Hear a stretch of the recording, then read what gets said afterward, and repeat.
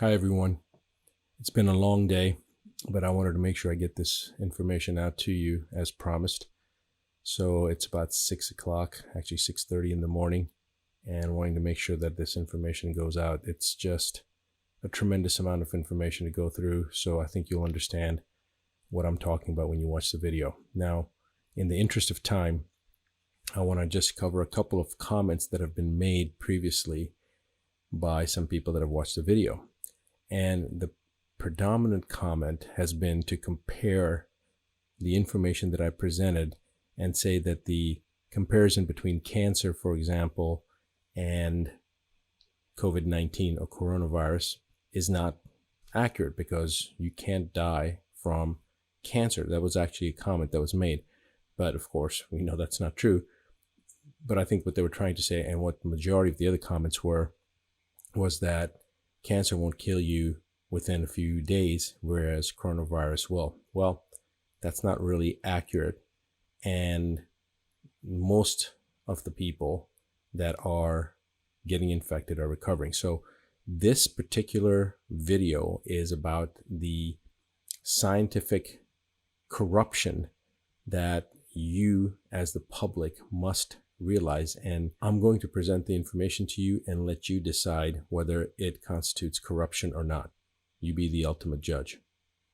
Now, before we get going on the actual topic, I just want to again reiterate this issue with the recurrent question that to compare cancer or to compare motor vehicle accidents to the coronavirus is not accurate. It's not fair because you're not going to catch something and die from cancer like you will the coronavirus. So let's actually talk about that. Again, this is the worldometer, and this is the number of people on the planet right now. And we're just going to zero back in because I did talk about this.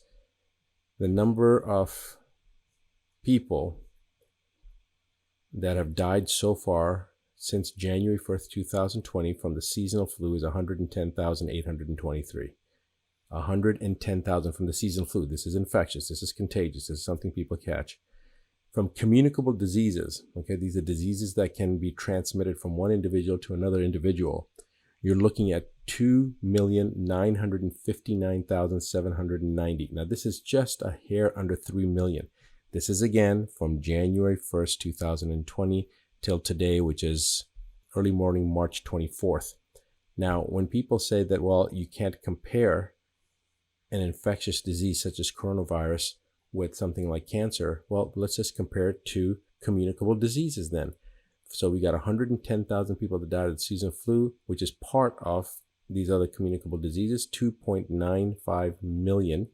Now let's look at that number compared to the coronavirus, 16,000 deaths.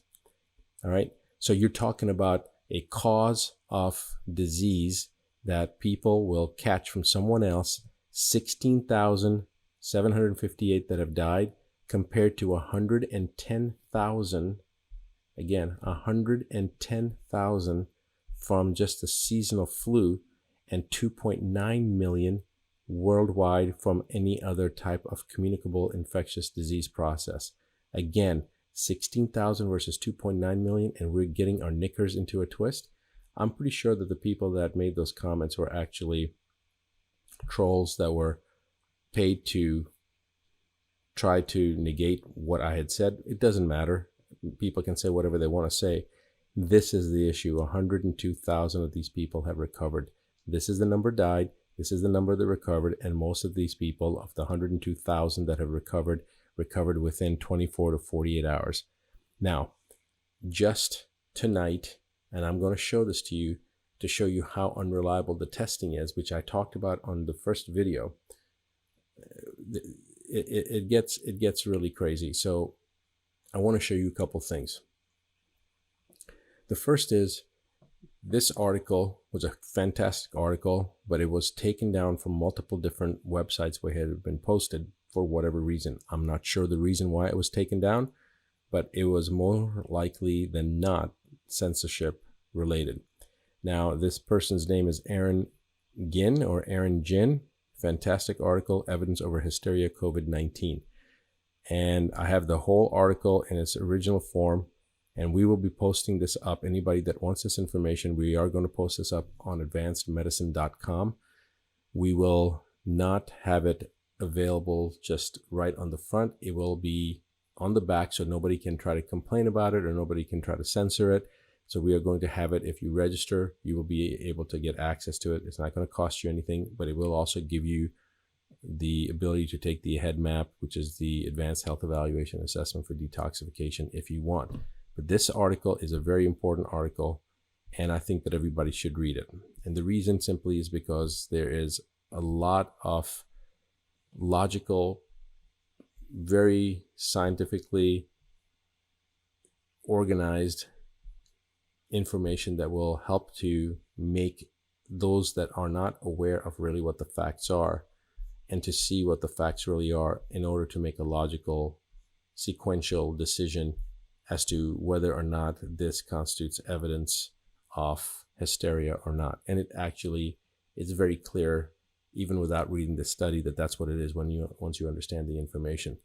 The other thing that I wanted to explain before we get into the evidence of the scientific corruption is that the Centers for Disease Control, when they are trying to determine the cause of death, when there's more than a few people that have died, when there's some type of issue where the Centers for Disease Control is warranted to investigate to find the cause of death, they send out two teams. Now, we always hear, like in the movies, the outbreak and the Ebola and all this stuff, and all these movies, everybody glorifies the primary team that everybody knows about from the CDC, which is the infectious disease team, okay? They send out the infectious disease team to find the source of infection. But there's a second team they also send out, but nobody glorifies that team, and that's the toxicological team. So nobody talks about the toxicological team. And in this particular case, as with almost all pathology, there is always a toxicological component. So why didn't they talk about the toxicological component? It's very simple. The reason is because if it's a toxicological issue, somebody has to take responsibility. Some company, some corporation, some industry that actually allowed that contaminant to get out. But when you blame it on a virus or a bacteria or some other pathogen, well, then it's naturally occurring. So now no industry or corporation or business or individual is going to be held responsible because it's going to be attributed to a natural cause. That's the difference, and I want you to keep that in mind, because on the next video, we're going to be talking about a major industry that people have been talking about that is directly related to this. And because they couldn't allow a major industry to take a hit, that's why the coronavirus was blamed for this. But now let's get into the scientific corruption aspect. We're going to start off with a little bit of history about the coronavirus. This article actually gives a short, brief history of the human coronavirus, which first was described in 1965 by a few researchers named Tyrrell and Baino. It was found in the human embryonic tracheal organ cultures obtained from the respiratory tracts of an adult with a common cold. And it has been attributed to the source of a common cold for a number of decades. Now, in the late 1960s, Tyrrell was leading a group of virologists looking at a specific strain and was working with human strains and a number of animal viruses. Now, these included infectious bronchitis virus, as well as mouse hepatitis virus and transmittable gastroenteritis virus from the porcine source, from swine, from pigs, all of which had been demonstrated to be morphologically the same as seen through electron microscopy as each other. So what this is basically saying is, from the morphological characteristics when looking through an electron microscope, the swine flu version or the swine virus version of this coronavirus, as well as the mouse hepatitis version, which affects the liver, as well as the infectious bronchitis virus that was found in humans, were all morphologically the same. This new group of viruses was then named coronavirus, corona denoting the crown-like appearance of the surface projections, and was later officially accepted as a new genus of viruses. So this goes back to the 1960s. In the 3 decades after discovery, human strains OC43 and 229E were studied exclusively, largely because they were the easiest ones to work with. It was easy to work with those, so that's what they predominantly worked with. Now, there were other ones, obviously, but those are the ones that they worked with. Now, what they found was from an epidemiologic and from a volunteer inoculation study, they found that the respiratory coronaviruses were associated with a variety of respiratory illnesses. However, their pathogenicity, i.e. their disease-causing ability, was considered to be low. So, not a big deal. Okay, that's basically what it comes down to. Now, while the research was proceeding to explore the pathogenicity, the ability for this to cause disease, and the epidemiology, the incidence of how virulent this virus was, of this coronavirus, the number and importance of animal coronaviruses were growing rapidly. So they were starting to see this in other species. Chances are they were always there, we just were discovering them. Coronaviruses were described that caused diseases in multiple animals, including rats, mice, chickens, turkeys, calves, dogs, cats, rabbits, and pigs. Animal studies included, but were not limited to, research that focused on respiratory disorders. The study focus included disorders of the gastroenteritis, hepatitis, and encephalitis in mice. Now that's the gut, inflammation of the gut, inflammation of the liver, and inflammation of the brain in mice, as well as pneumonitis and sialodacrhodinitis in rats, and then infectious peritonitis in cats. So these are all different types of peritonitis. For example, is inflammation of the peritoneum, the lining within the gut. It doesn't make any difference what these different things were. The point is they were studying them in different animals. All right. Then in the early 2000s, SARS came about. And the emergence of SARS, which is an acronym that stands for Severe Acute Respiratory Syndrome, was the turning point when we started to look at the coronavirus with a different viewpoint. So during 2002-2003 outbreak, the SARS infection was reported in 29 countries in North America, South America, Europe, and Asia. Overall, over 8,000 people were infected, and the specific strain was called 774 SARS-related, and those were the fatalities. It's still unclear how the virus entered the human population and whether the Himalayan palm civet, which is a type of a cat, were the natural reservoir for the virus. That's what it was attributed to. They later did sequential analysis of the virus, and they isolated from Himalayan palm cats and revealed that this virus contained a 29 nucleotide sequence not found in most human isolates. So basically, there were 29 nucleotide components that were different from humans, that humans didn't have, but these cats had it. And so that's why they attributed it to a spread from these civets. All right. Now, it was the SARS epidemic that actually launched the interest into coronavirus. And there was a lot of effort, time, money put in to understand the coronavirus. And most of the pathogenesis of the coronavirus infections were accumulated from the veterinary virological arena. So most of the veterinarians that were working with viruses actually contributed a lot of the research to our understanding of coronavirus. So that's just a brief history of where coronavirus started. The SARS epidemic was a dramatic reminder that animal coronaviruses are potential threats to the human population, although the exact mechanism of species to species spread still has not been determined. All right, it was felt to be spreading from animals, but they still never established it. Now let's go on to the current issue with the coronavirus that has caused the outbreak in 2020, and look at the specific version of this coronavirus. So this particular version is called COVID-19. Now, it's been labeled as a bioweapon by some people, and of course the media, says that that's conspiracy theory, blah, blah, blah. But let's look at the actual configuration of what this virus, what COVID-19 is. All right. So the first thing is I want to say that this wasn't because people were eating bat soup, okay, or transferred from snakes or sloths or whatever they said. The virus is not a naturally occurring phenomena. This is very important, and I'm going to show you evidence of that. All right. Back over 20 years ago, the Chinese government talked about how their long-range plan for ensuring Chinese national sovereignty, if you will, was going to involve the use of biological weapons.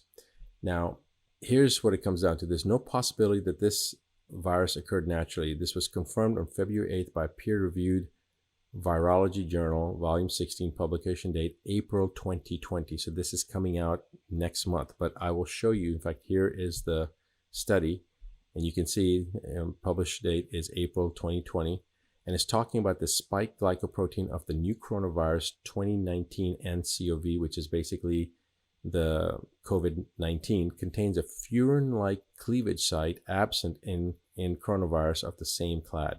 So this furin-like cleavage site is absent in the regular coronavirus. It is present in COVID-19. That's very, very important, and I will come back to that. There's an underlying implication here that it's very subtle, but the only possible reason for this modification is the creation of a biological warfare weapon. There are no other plausible explanations. Now, that sounds a little far-fetched, I agree, but wait, you're going to understand. Because when you start understanding this furin cleavage component that we're talking about, then it starts to make a little bit of sense. But why would somebody do that? Well, or how can we prove that somebody actually did that? So we're going to talk about that. Now, this virus was actually created at the University of North Carolina in Chapel Hill, and they published the highlights of the creation in November 2015. The list of scholars associated with this Frankenstein of a virus, you'll see, named Zheng Li Shi, who just happens to represent the key laboratory of special pathogens and biosafety, Wuhan Institute of Virology, Chinese Academy of Sciences, Wuhan, China. Of course, there were other scientists, but most of them representing the University of North Carolina, Chapel Hill location, but there were also representatives from the Bellinzona Institute of Microbiology from Zurich, Switzerland, as well as Harvard Medical School. All right. Now, Dr. Shi, she's a key figure here. In 2014, Dr. Shi was the recipient of a number of U.S. government grants, as well as grants from the National Basic Research Program of China, the Chinese Academy of Science, the National Natural Science Foundation of China, and from the Strategic Priority Research Program of Chinese Academy of Sciences to assist in funding research into coronaviruses. Now, this is, remember, 2015. All right. What's interesting is that the U.S. government paid Dr. Shi and the Chinese government to fund research into coronaviruses. Now, what did we get for this research that we paid, the taxpayer money went for? So this is what we got. Using the SARS-CoV genetic system, it goes into some specifics on the type of viruses that we're looking at, the backbone of the virus. The results indicate that group 2B viruses encoding the specific version that they were looking at in a wild-type backbone.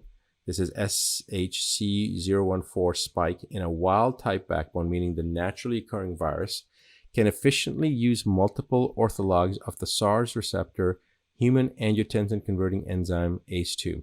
Now, I'm going to talk about this issue with the angiotensin-converting enzymes in a later video. It's not pertinent here, but it is pertinent when we start talking about some of the misinformation regarding treatments that's coming out. Goes on to say that both monoclonal antibody and vaccine approaches failed to neutralize and protect from infection with coronavirus using the novel spike protein. So this novel spike protein was essentially something that they introduced into the coronavirus, and it essentially was a morphological departure from the naturally occurring coronavirus using the backbone of the virus. The implications are very, very suspect. All right, so they took SARS, the virus that caused SARS in 2002, 2003, and that was carried by bats, making the rounds back in 2003, and reverse engineered the genetic coding itself inside the virus. Now, they took the backbone of the original wild-type virus, and that's when they started messing around with it. They then inserted additional proteins to enhance the efficacy of the virus inside the human lung, specifically inside for the human aspect, making it extremely difficult to vaccinate against because a new virus has multiple proteins with which to attack. So basically what they did was they made a bug, a virus, into a super virus.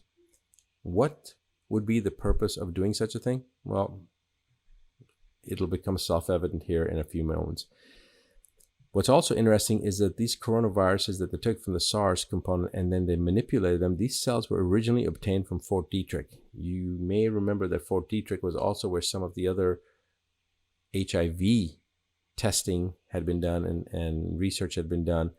And my friend Garth Nicholson, who used to be the director of laboratory at MD Anderson, wrote a book called Project Daylily about his work with some of the stuff that happened with the special forces, some of the research that was done at Fort Detrick, some of the stuff that was done from in the HIV arena. And again, a lot of the stuff was done at Fort Detrick. So it's interesting that the correlation, this is like, 20, 25 years ago.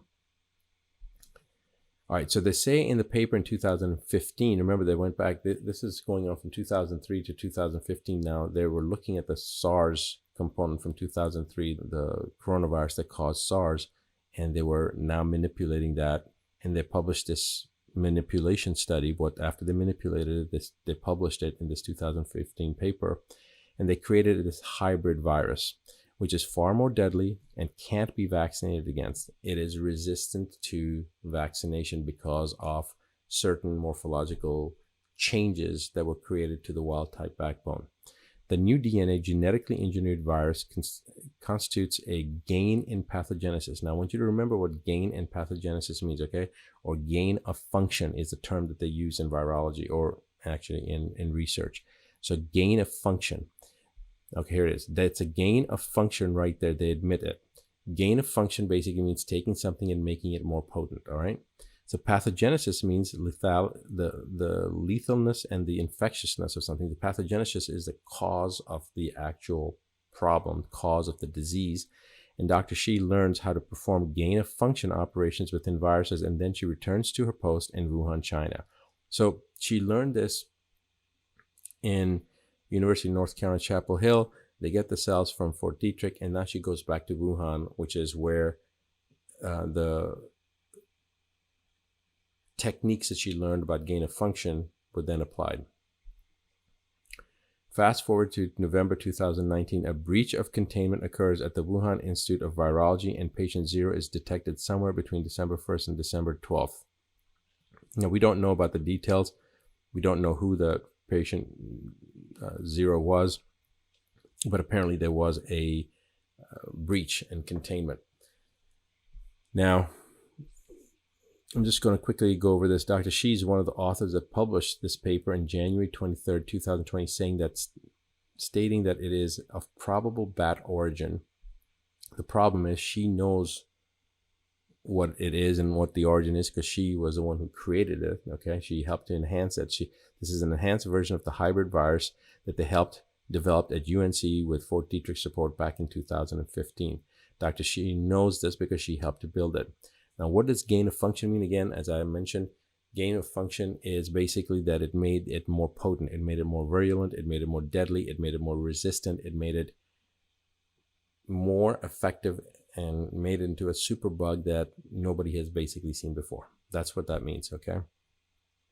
And it's also remember that this good doctor and her team inserted HIV and MERS proteins into the coronavirus to give it just a touch more kick. This is part of what they did with the coronavirus. So they're taking HIV and MERS, both causes of a lot of disease, a lot of death, a lot of mayhem, and they inserted proteins from HIV and MERS into the coronavirus. So they took proteins from one pathogen that caused one disease, another pathogen caused another disease, and they put both of those into this hybrid virus that is now known as COVID-19. And we'll talk about the specific things that you can do, but there's a lot of misinformation about what people can do to prevent the incidence of COVID-19 or coronavirus in themselves. And this misinformation is actually completely opposite to the truth. And so the things that could protect you, that could help you, that will actually protect you based upon the research that's already been done, there are actually people out there saying, don't do that because it's going to make you more susceptible, which is absolutely categorically a lie. It's the opposite that you should be doing, that you should be aware of. And these are not drugs. So these are naturally occurring substances. You can just go and get some of this. And we'll talk more about this as we get through this video series. Now, in this article, this was published in 2015. They're talking about the new SARS-like virus can jump directly from bats to humans, no treatment available. Now, this is 2015. This is 5-year-old information. And this was from the University of North Carolina, Chapel Hill, where Dr. Shi had been working. All right. This virus is highly pathogenic, and treatments developed against the original SARS virus in 2002 and the ZMapp drugs used to fight Ebola failed to neutralize and control this particular virus. So building resources rather than limiting them to both examine animal populations for new threats and develop therapeutics is key for limiting future outbreaks. So they were already concerned about the potential for outbreaks. In fact, they were talked about in this particular one with the SARS, they were talking about how the outbreak was controlled through public health interventions, and the original virus was thought to have been extinct since 2004. But now, what do? They take this virus that we haven't seen since this outbreak in 2002, 2003, and they start messing with it. They start playing with it. They start inserting proteins that they get from HIV and MERS, and they put them into this coronavirus that we thought had actually disappeared and make it more virulent. It makes it into a Superman version of this virus. And there is no known treatment against it, and there's going to be no vaccination that's going to be effective against it. But again, let's hold off. Let's not panic, because what I want to show here is how it was the scientific community that knew about this, and yet they're sitting here making stuff. Why are they making this? Why are they doing gain of function? Why is University of North Carolina involved with this? Why are we funding? Why is the U.S. government funding this research on something that we thought had already disappeared? Why are they trying to get gain of function? Now, some people would say, well, they were just experimenting, they were doing whatever, but they were actual other scientists that opposed this information. They did not want these studies to be done because they were afraid of a breakout. They were afraid of what the ramification would be if there was an outbreak, if the virus was not contained. So this was not something that was obscure. There were some very well-known people that were against this. All right. Okay. Now, there's a lot of people talking about the coronavirus misinformation and then saying it's misinformation, it's controversial, it's conspiracy theory, but they're not really looking at the science. So I want to first, after having built the case, what I just did, I want to show you the actual study that was done. Okay, now this was published in 2015, November 12th, 2015. And this is actually the full article, the full research paper that was done. But what I want to do is I want to bring your attention to this March 2020 note that has been put there by the editors. And I want to read that first, then I'm going to go through the study, and then I want you to decide what this really means. So the editor's note before we start says, we are aware that this story is being used as a basis of unverified theories that the novel coronavirus causing COVID-19 was engineered. There is no evidence that this is true. Scientists believe that an animal is the most likely source of the coronavirus. Now, it's obviously whoever wrote this from the editor's note perspective was either an idiot or doesn't understand the English language, but certainly wasn't a scientist, because I'm going to now show you what the study says. Remember, this is a warning now that they're putting here to dissuade people, to prevent them from actually looking at the science, to tell you that, look, just because you see it and it's blue, it doesn't mean it's blue. The sky is not blue. Yeah, it looks blue to you, but it's not really blue. Don't believe it. It's not blue. It's actually yellow, but it's not blue. Whatever you see and you think it's blue, it's not blue. So what am I talking about? You see for yourself. In November of 2015, an experiment that created a hybrid version of a bat coronavirus, one related to the virus that caused SARS, severe acute respiratory syndrome, as we discussed before, has triggered renewed debate over whether engineering lab variants of viruses with possible pandemic potential is worth the risk. This is the lead component, the first paragraph of the study that was published in Nature, probably one of the most respected journals in the world. The first paragraph. Again, I'm going to read this so that you can understand. Take this for the words that I'm saying. I'm not embellishing anything. I'm not exaggerating anything. This is the very first paragraph. An experiment that created a hybrid version of a bat coronavirus, one related to the virus that caused SARS, has triggered renewed debate over whether engineered lab variants of viruses with possible pandemic potential is worth the risk. Okay, this is where we start. Now it goes on, starts talking about the same thing we talked about earlier, the SCH014 version. But I'm just going to focus in on the parts that are highlighted because I've read these things like half a dozen times now and decided to highlight them so that when I'm doing this video, it's easy for me to focus in on the important parts. So although almost all coronaviruses isolated from bats have not been able to bind to the key human receptor, which is this SHC014, which is the specific coronavirus we're talking about, was able to bind to human proteins, was able to get into the human vector, but it's not the first one that could do so. In 2013, researchers actually reported this ability for the first time in a different coronavirus isolated from the same bat population. So as far back as 2013, 7 years ago, we knew that there were certain viruses from bats, that certain strains that consisted of this SCH014 as well as other strains that could actually go from the bat vector to the human vector. Now, creation of a chimera. What is that? Well, let's look at, I'm just going to go in so that you can understand what the definition of chimera is. So something that's chimeric, okay? It's of a mythical animal formed from parts of various animals. That's what chimeric means. This is looking at the definition on a search engine. All right. It's also hoped for, built, illusory, or impossible to achieve. From a biological standpoint, the definition of chimeric is relating to or denoting an organism containing a mixture of genetically different tissues formed by processes such as fusion of early embryos, grafting, or mutation. So this is actually taking something chimera or chimeric means to adulterate, transform, adjust, change through early fusion of embryos, grafting, mutation, whatever it takes to change the morphological characteristic of whatever the substance or organism is as it appears naturally. All right, so that's what chimera means or chimeric means. Creation of a chimera means creation of a mutation. That's what they're saying. So again, this is the study, all right? I want you to keep on thinking back to what these idiots said. We're aware that the story is being used as the basis for unverified theories. There's no evidence that this is true. The scientists believe that an animal is the most likely source of coronavirus, okay? Well, we're reading exactly what the study says. This is what you're reading the blue, and they're saying, whatever you see, it's not blue. All right.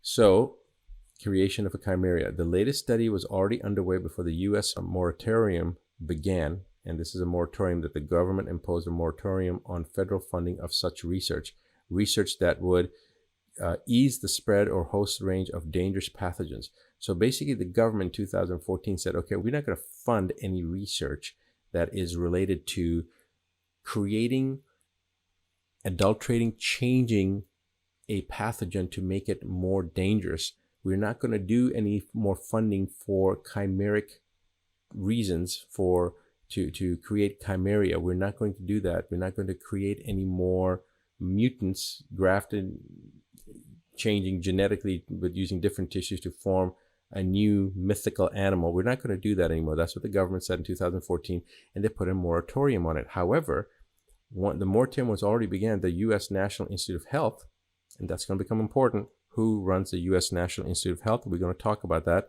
Some obscure person named Anthony Fauci, I think is how you pronounce it, Fauci, and I'm going to show his information in a second. The U.S. National Institute of Health allowed it to proceed while it was underway by the agency, says Ralph Barrick, an infectious disease researcher at the University of North Carolina, Chapel Hill. And he was a co-author of the study. The NIH eventually concluded that the work was not so risky as to fall under the moratorium, he says. Now, this is something the government decided they weren't going to do. And now, under the auspices of the director of the National Institute of Health, who's been there, by the way, for 30 years, and we're going to talk about him in just in a moment, this mutation of this virus, this study in 2015 was allowed to occur. All right. Now, Wayne Hobson, a very respected virologist, He disapproved of the study because he said it provided little benefit and reveals little about the risks that the wild SHC-014 virus in bats poses to humans. Other experiments in the study show that the virus in the wild bats would need to evolve to pose any threat to humans. Okay, it would need to evolve. It would need to change. It would take time. A change that may never happen, although it cannot be ruled out. Barrick and his team reconstructed the wild virus, the naturally occurring form of the virus, from its genome sequence and found that it grew poorly in human cell cultures and caused no significant disease in mice. Okay, so here you're looking at a virus.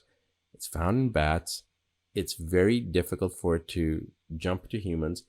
Once in a human, in human cell cultures, it just grew very poorly. And in the mouse model, it didn't cause any significant disease, all right? The only impact of this work is the creation in a lab of a new non-natural risk, agreed Richard Albright, a molecular biologist and biodefense expert at Rutgers University in Piscataway, New Jersey. Both Albright and Wayne Hobson are long-standing critics of gain-of-function research. What is gain-of-function? It is taking something, using the chimeric process to adulterate, change, make a bug into a super bug. Gain of function meaning increasing the virulence of a pathogen. So, Ebright and Wayne Hobson, long-standing critics of gain of function research. Why would you take any kind of organism and make it more potent? Why would you take a bug, a virus, a bacteria, and make it more potent? Right? What's the purpose of that? Well, they say it's for research purposes. But why would you do research to make something more potent? Why wouldn't you do research to make something that's not that bad anyway, less damaging, but they're making it more potent? They're doing gain of function studies. This is a gain of function study on COVID-19. This is what created it. This is a gain of function study that was done on a specific strain of coronavirus called the SHC-014 strain. They then did a furin-like cleavage site, which was absent. They created this cleavage site. They added proteins for MERS and HIV. They did all sorts of stuff. I'm not a virologist. I don't know all the stuff they did, but I can tell you they did a hell of a lot of stuff that they shouldn't have been doing to this virus, to this particular strain of virus that's called the SHC-014 coronavirus. And then they made it into something that should have never been created. Okay? They created a chimera, a mutant form of this coronavirus, which is known as COVID-19. In their paper, the study authors also concede that funders may think twice about allowing such experiments in the future. Scientific review panels may deem similar studies building chimeric viruses based on circulating strains too risky to pursue, adding that discussion is needed as to whether these types of chimeric virus studies warrant further investigation versus the inherent risks involved. So this is what the people that did the research, that published this from the University of North Carolina in 2015 said about a specific form of coronavirus. They basically created this chimera. They went through the chimeric process to adjust it and get a gain of function to make it more damaging, more virulent. Now, again, I've just read the study to you. Again, we are aware that the story is being used as a basis of unverified theories that the novel coronavirus causing COVID-19 was engineered. There is no evidence that this is true. Seriously? You're looking at the damn study right now. Scientists believe that an animal is the most likely source of the coronavirus. No. Ignore what you've read. Ignore the science. Ignore the research. Ignore some publications. Ignore the history and just to say this is what happened. Now remember, NIH approved this. It was this moratorium that the U.S. government had passed in 2014, but under the auspices of the U.S. National Institute of Health, it was allowed to proceed. All right, we're going to talk about the NIH and who allowed it to proceed. Studies testing hybrid viruses in human cell cultures and animal models are limited in what they can say about the threat posed by a wild virus. So when you're studying this stuff, we should be studying the virus as it occurs in nature, not by humans, by mankind, making them more virulent by making a superbug out of it. Remember H1N1? Okay, there was a patent filed by Baxter in Austria 9 months before the first documented case of H1N1. This type of stuff has been going on. They've been taking viruses and bacteria and doing weird things to them and making superbugs. Why? For research purposes? Well, right here. Scientific review panels may deem similar studies building chimeric viruses based on circulating strains too risky to pursue. Yeah, no shit. It's just amazing to me that this has been happening. Studies testing hybrid viruses in human cell cultures and animal models are limited in what they can say about the threat posed by a wild virus. Daszak agrees, but he argues that they can help indicate which pathogens should be prioritized for further research attention. Now, that's the most absurd statement, because they're saying, okay, it should be limited, but you know what? It can help us to prioritize further research. So we need to make these superbugs so then we can then warrant our research to go and look at these superbugs and how they affect the human system. How about doing something even a little bit more effective and not create the damn superbug in the first place? Like, you really need to create a superbug and then try to see how it should be prioritized, so they can help indicate which pathogens should be prioritized for further research? I mean, that's the most absurd thing to say. We're going to take a bunch of different viruses, and then we're going to see which ones we can create the most potent chimeric changes to. And then once we create this chimera, then we'll go ahead and it'll warrant our priority to which virus we should really work on, focus in on. Well, don't create these super bugs in the first damn place, and you won't have to worry about which one you need to prioritize. It gets a little bit more obscure here. I want to now talk about Anthony Fauci. Okay. This is an episode from a podcast. Terry Michaels actually did this particular podcast, and this is a little history about Anthony Fauci. As director of the U.S. National Institute of Allergy and Infectious Disease, Dr. Anthony Fauci controls the direction of AIDS research. By the way, this was in 2014. We're going to come back to him in a second, but this is from the same Nature magazine that the journal that I showed you. But basically, Robert Kennedy had posted this, and he and I talked about this a couple times in the last few days. But basically, again, as I said before, it grows remarkably well in human cultures. This is Simon Wayne Hobson, a virologist at the Pasteur Institute. He points out that the researchers have created a novel virus that grows remarkably well in human cultures. Remember, the original wild type doesn't do well in human cultures. If the virus escaped, nobody could predict the trajectory, he says. And this was back in 2015, 12th November 2015, same journal. And this goes on to talk a little bit more about the COVID-19. Now, it's interesting that Bobby Kennedy said that there were 3 countries that are naturally hostile to each other, which is China, Taiwan, and Japan, and all 3 of them independently concluded that COVID-19 originated in the United States. How could a virus endemic to Chinese bats spread from America? Well, that's what we just covered, right? The 2015 article in Nature raises the possibility that NIH-funded scientists created the coronavirus pandemic. Yes, they did. I just showed you the evidence of that. The Dr. Shi studied at the University of North Carolina, Chapel Hill. She was part of the team. And most of the people that wrote that study were also from University of North Carolina, Chapel Hill, but there were also people from Harvard and from Switzerland involved with that. We just went over that, right? Now it goes on to talk about the creation of a chimera, which I just showed you. And now let's talk a little bit about Anthony Fauci, all right? Media darling Anthony Fauci, who funded the risky lab experiment to create the novel coronavirus from Chinese bats, now spins the official narrative that the pandemic began in China. Well, China, Taiwan, and Japan, all 3 countries that are hostile to each other, they have already said that this started in the United States, and they're right, it did. All right, now, Trump reportedly growing frustrated with Dr. Fauci's blunt approach. I wonder why. Because Trump knows certain things. He knows what's happening here based upon, you can see his cavalier approach, and we've talked about that before on Instagram, Facebook posts. But essentially, he's the one who's out there saying, whipping up the story about the China bats, blah, blah, blah. Yet he's the person who did all the HIV studies. Remember that? He's the one who funded them and talked about the viral causation of HIV 3 years before anybody even saw the virus. And there's some contention whether anybody's ever seen the HIV virus in the first place. But he pushed for the drugs. He's been at the NIH for 36 years. He was the one who allowed the chimeric studies to be done on the coronavirus in 2014, even when the moratorium by the government was no more research on creating superbugs. He allowed it to continue, and then he funded it they supplied the virus from Fort Detrick. He funded it. The government in the United States and China funded it. And then this Dr. Shi went back to Wuhan. And then, of course, it got released, or there was an outbreak in Wuhan. But where did it all start? It started here in the United States, in North Carolina.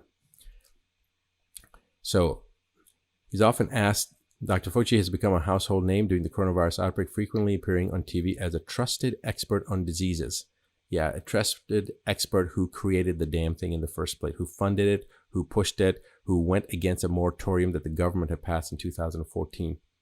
Often tasked with setting the record straight on facts misconstrued or misrepresented by President Donald Trump, Fauci has been left in awkward positions in White House briefings. Really?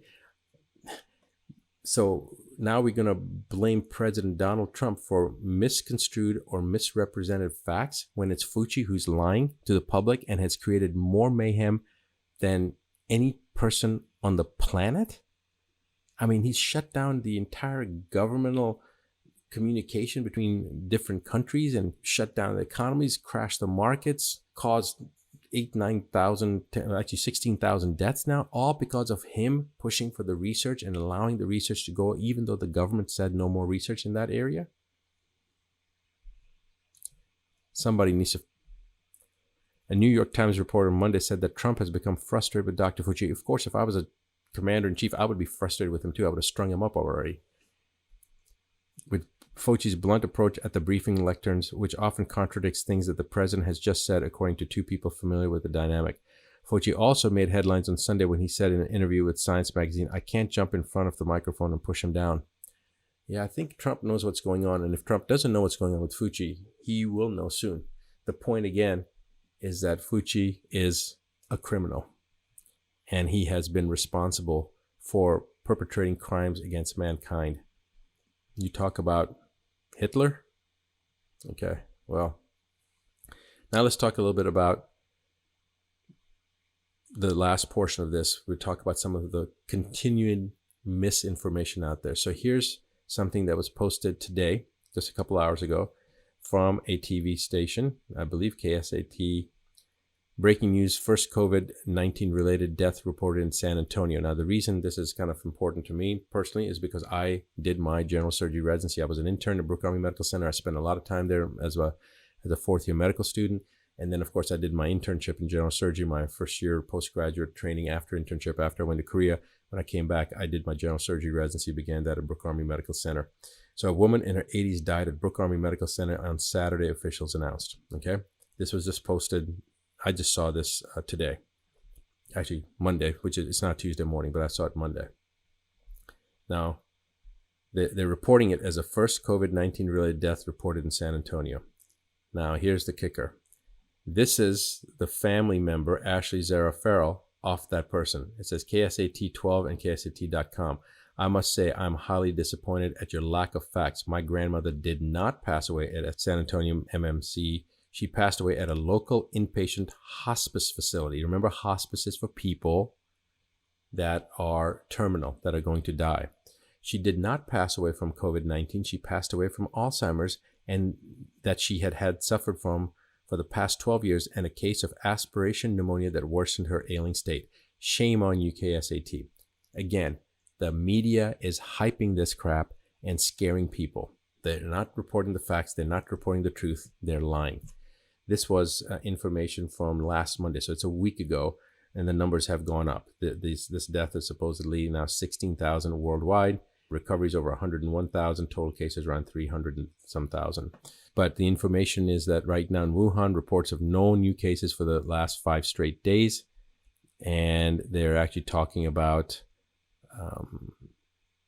life coming back to normal. Checkpoints are being removed.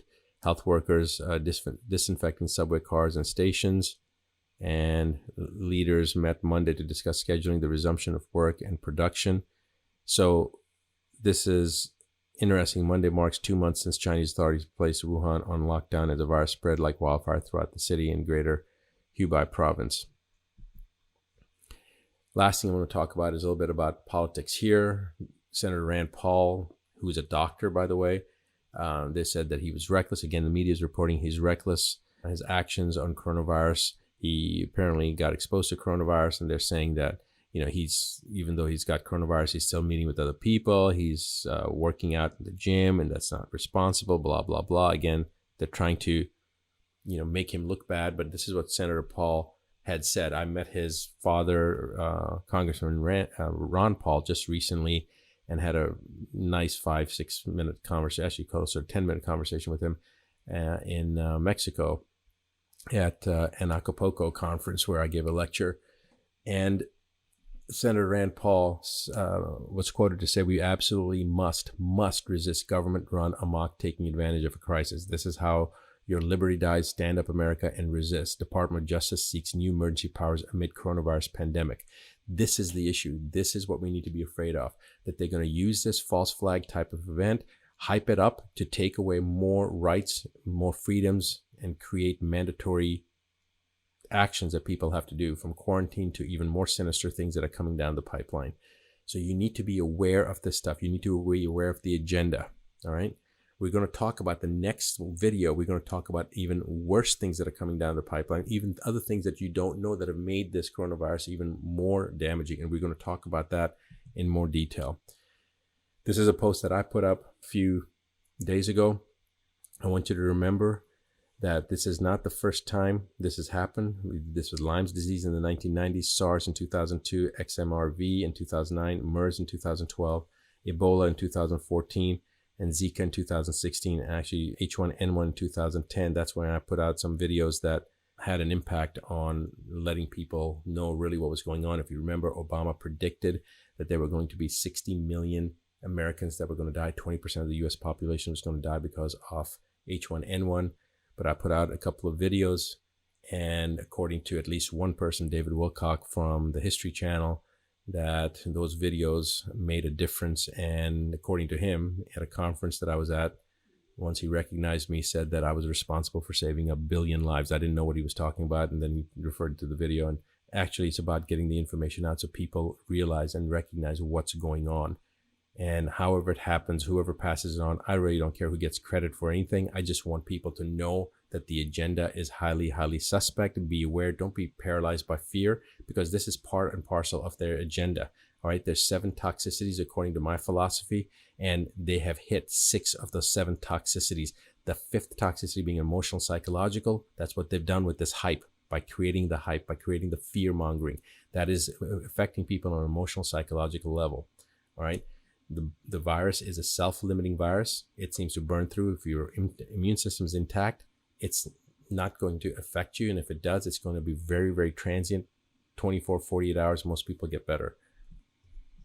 The last thing I want to show you, the email that I got about 8 o'clock in the evening from the North Carolina Medical Board for all doctors in North Carolina. And I just want you to see, this is a North Carolina Medical Board is sending you this March 23rd, 2020 public health alert at the request of the North Carolina Department of Health and Human Services.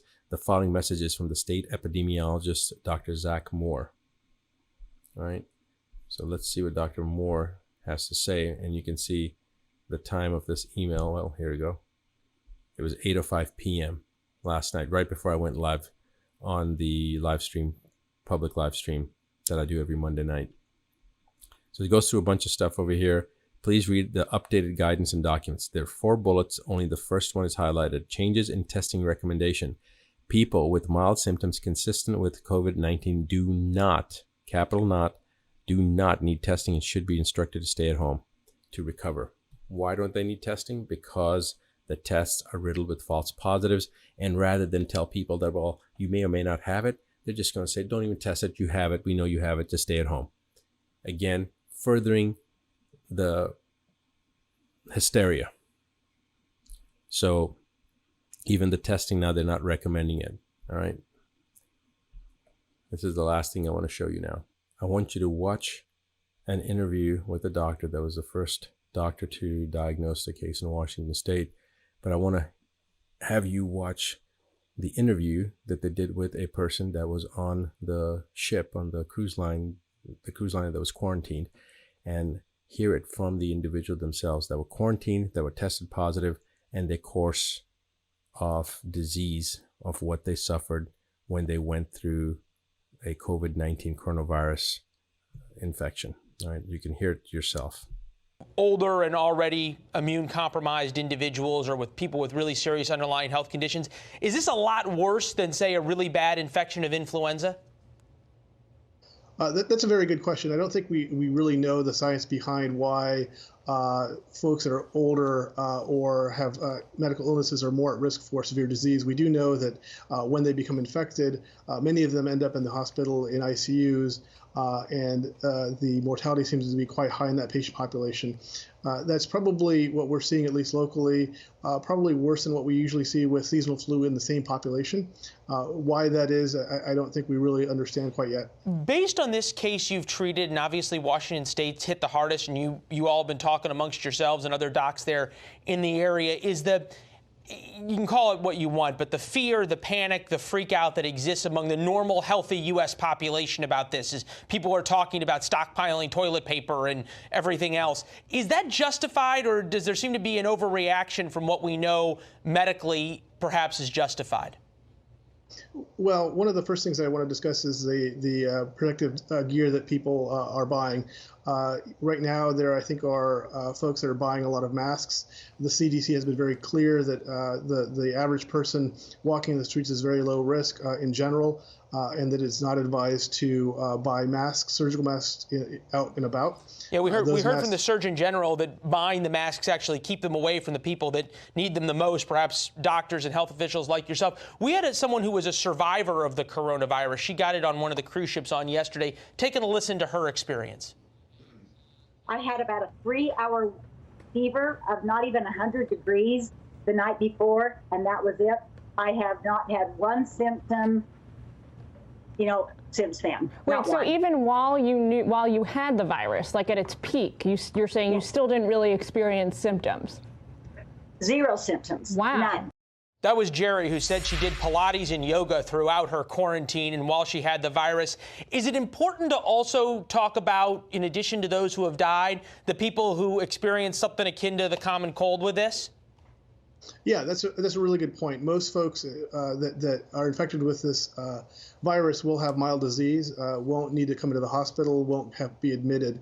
And so what we're working on at Providence is triaging those groups of folks so that we're keeping a close eye on these people that present through the ED for testing to make sure that we keep track of them. We're plugging them into our telehealth program so that we can monitor their oxygen levels at home and other vital signs at home to make sure that they don't have a decline. And this includes folks that are over the age of 60 or have other medical problems that put them at higher risk for severe disease. Those people that are low risk, there's really not much at this point that needs to be done for them in terms of just simple monitoring at home and staying home while they're ill. Yeah. So there is a distinction that we're making in terms of risk assessment for those that are high risk for severe disease. So there you have it. That's the evidence of the scientific corruption that I talked about. It's been published. It's even been warned against, that the publications that you're seeing, that the sky's blue, that's what they tell you, but that whatever you're looking at, it's not blue. It's that absurd. This was orchestrated, planned by somebody who started the AIDS component 3 years before the first virus was ever even known to exist. Regardless, in 1981, he pushed the agenda, Fauci pushed the agenda to start the drugs, had a conflict of interest on these particular drugs by promoting it to men that were homosexual, and encouraged them to prophylactically use these drugs that were very, very toxic and also had really no, if anything, just had a placebo effect. And then orchestrated this beyond the government's restrictions of the moratorium to do chimeric research on pathogens that had a particular propensity to become pathogenic, so to allow the research to be done for gain of function. There was a moratorium on it. He allowed it to bypass that moratorium with this coronavirus, allowed the creation of the COVID-19, helped to fund it with American taxpayer dollars, and now is standing up there saying that China was the one responsible for it. Yet we have the scientific evidence published in Nature magazine from 2015 showing that the research was done, the gain of function components were done by the scientists in North Carolina that then went back to Wuhan, learned all the techniques, went back to Wuhan, created whatever was being created. But it was discussed in 2015 that this should not be done. It's like the smoking gun that shows that this should not be done. There were two main scientists that said this should not be done.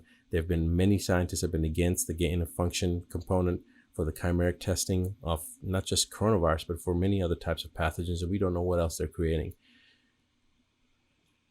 I know this was a long video. I hope you understand the significance of this. Pay it forward, pass it on, let people know the truth. The next video that's coming, which will be released in the next 48 hours, will talk about the next component that takes this issue and exacerbates it and magnifies it, makes it even worse. And then we're probably going to have one more video after that so that you guys understand what you can do, how you can help your families prevent anything from happening. But hopefully you're already recognizing that the coronavirus isn't what it's made out to be. And I'm also going to call out some of the doctors out there that are putting out misinformation. And some have said, well, they probably don't know. Well, then if they don't know, they should shut their mouth and not talk about stuff that they don't know. So I hope that this information was informative. The next video, part 4, will be released in 48 hours.